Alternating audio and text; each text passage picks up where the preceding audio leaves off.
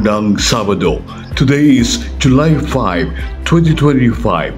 Hi, mga parikoy, mga marikoy, Radio Man Banjo na kumikilala sa kadakilaan ng lahing Pilipino.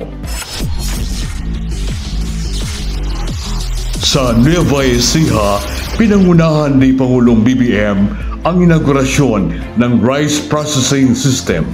Ito ang commitment ng Pangulo para mapabuti ang sistema ng agrikultura at upang mapalakas ang ani at produksyon ng ating mga magsasaka sa buong bansa.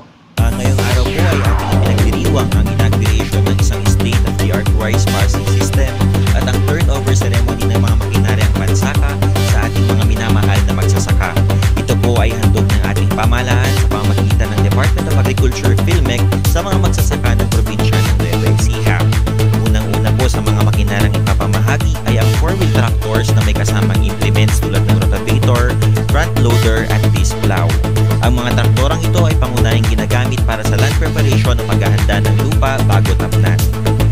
Bukod po dito, ipapamahagi rin po ang rice combine harvesters na isa sa pinakamahalagang makinarya sa panahon ng anihan. Ang combine harvester naman po ay isang multifunctional na makinaryang sabay-sabay na gumaganap ng tatlong proseso ng pag-aani, pag-iig at paglilinis ng palay.